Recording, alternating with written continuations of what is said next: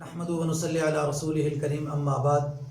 فاعوذ باللہ من الشیطان الرجیم بسم اللہ الرحمن الرحیم انا اعطیناک الکوثر فصل لربک وانحر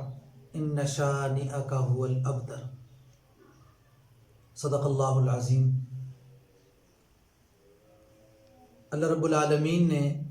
ہر مسلمان کے دل میں اسلام کی،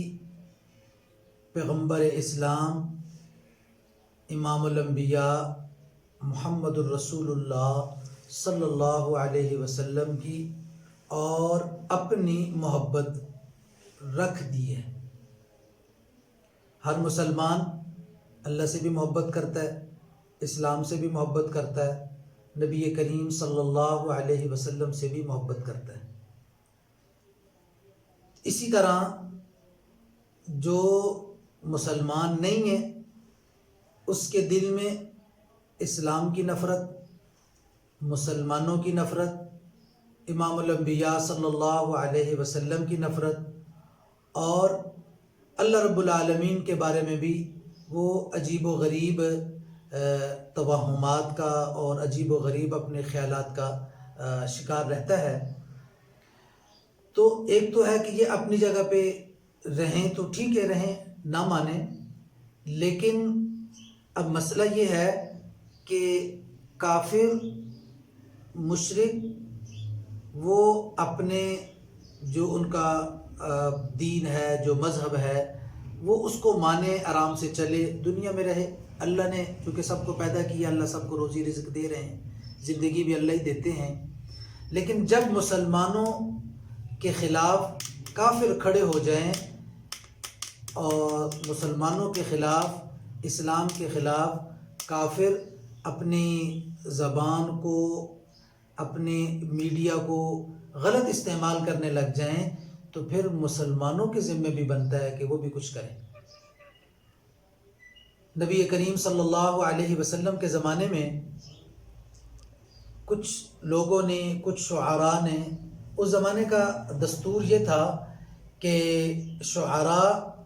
وہ ایک عوامی زبان ہوتے تھے، آج کل بھی ایسے ہی ہے، تو وہ ان کی بات لوگوں میں عام پھیل جاتی تھی۔ تو جب کچھ لوگوں نے نبی کریم صلی اللہ علیہ وسلم کی ذات اقدس کے بارے میں نازیبہ باتیں کی اپنے اشعار میں، تو نبی کریم صلی اللہ علیہ وسلم نے اپنے پیارے صحابی حضرت حسان ابن ثابت رضی اللہ تعالی عنہ، جن کو شاعر پیغمبر بھی کہا جاتا ہے، ان کو رسول اللہ صلی اللہ علیہ وسلم نے حکم دیا کہ حسان آؤ ممبر پہ بیٹھو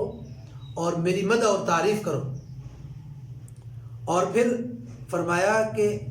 اللہ رب العالمین تیری روح القدس کے ذریعے سے مدد کرے، ایدک اللہ بروح القدس۔ یہ اتنی زبردست دعا کب رسول اللہ صلی اللہ علیہ وسلم نے دی کہ جب حسان بن ثابت رضی اللہ تعالی عنہ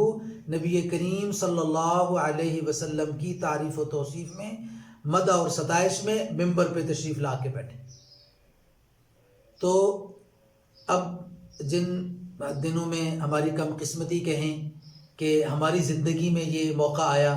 کہ ایک بے ایمان بدبخت انسان کہ وہ نبی کریم صلی اللہ علیہ وسلم کی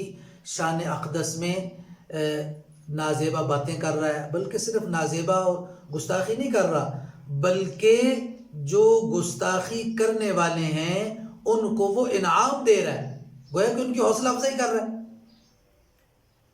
تو اب مسلمانوں کے ذمہ بھی کچھ کام ہے۔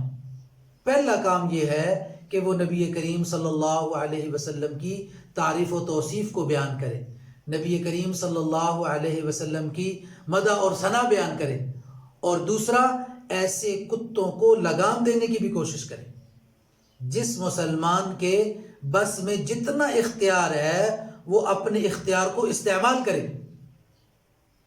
اور ان بدبختوں کے خلاف اپنے ان اختیارات کو استعمال کرے۔ یہ مسلمان کے اسلام کی غیرت کا بھی تقاضا ہے اور اسلام کا حق بھی ہے، اور نبی کریم صلی اللہ علیہ وسلم کے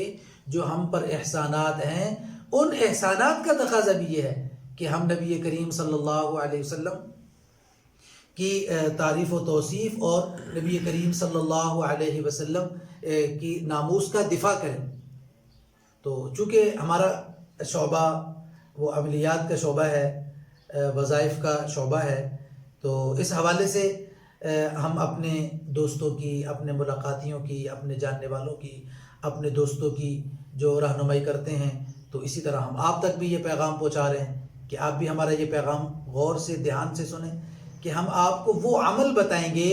کہ جو نبی کریم صلی اللہ علیہ وسلم نے عمل کیا، جو دعا مانگی. کہ ایک بدبخت نے نبی کریم صلی اللہ علیہ وسلم کی ذات اقدس کے بارے میں جب بکواسات کی تو آپ صلی اللہ علیہ وسلم نے ان کے خلاف بد دعا فرمائی. وہ دعا کیا ہے؟ اللہم سلط علیہ، اللہم سلط علیہ کلبم من کلابک، کلبم من کلابک، اے اللہ اپنے کتوں میں سے ایک کتا اس پر مسلط کر دے. یہ دعا بہت زبردست اور بہت جاندار اور بہت ہی عظیم ہے. کیوں نہ ہو کہ امام الانبیاء صلی اللہ علیہ وسلم کی مبارک زبان سے نکلے ہوئے الفاظ ہیں، اور اس بے ایمان پر اللہ نے پھر کتا مسلط فرمایا. وہ اپنے علاقے کا، اپنی قوم کا سردار اور سردار کا بیٹا، اور اس سردار نے اس کا پورا حصار لگایا، ادھر ادھر پوری فوج بٹھائی، پوری نگرانی کی، لیکن اللہ رب العالمین کے قدرت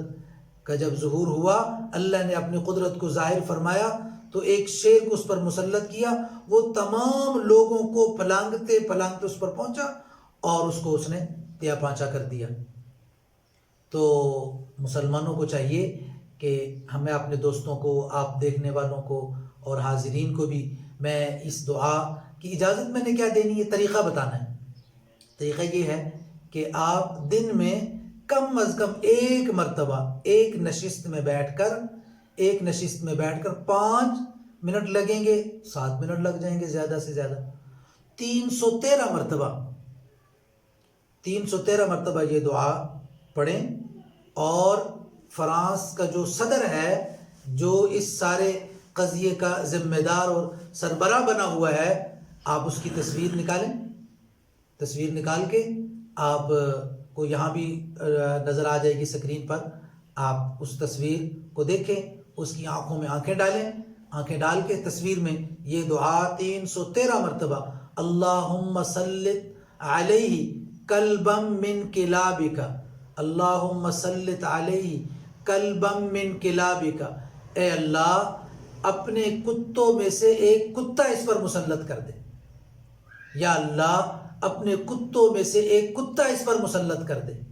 تو اپنے الفاظ میں بھی کہہ سکتے ہیں، لیکن یہ الفاظ چونکہ امام الانبیاء صلی اللہ علیہ وسلم کی مقدس زبان اطہر سے ادا ہوئے یہ الفاظ ہیں، اور اللہ کو یہ الفاظ بہت بہت محبوب اور پسندیدہ ہیں، تو یہی الفاظ یاد کر لیں. 313 مرتبہ پڑھ کے اس پر پھونک ماریں، 3 مرتبہ پھونک ماریں، اور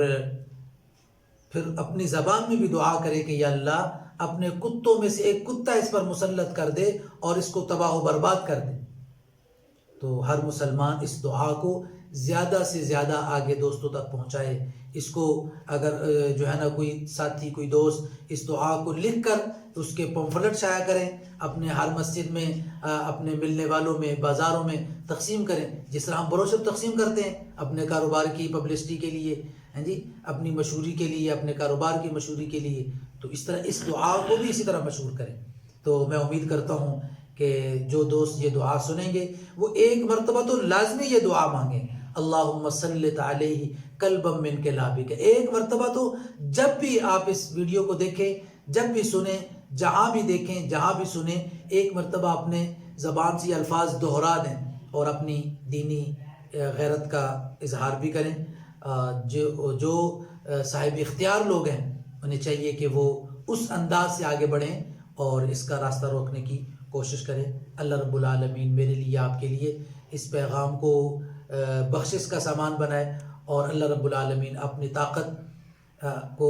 اپنی طاقت کن کو ظاہر کر کے ایسے تمام بختوں کو جو ہے نا وہ نیست و نابود فرمائے۔ اللہ تعالیٰ مسلمانوں کی، اسلام کی، اہل اسلام کی، پیغمبر اسلام امام الانبیاء صلی اللہ علیہ وسلم کی ناموس کی حفاظت فرمائیں۔ وآخر دعوانا الحمدللہ۔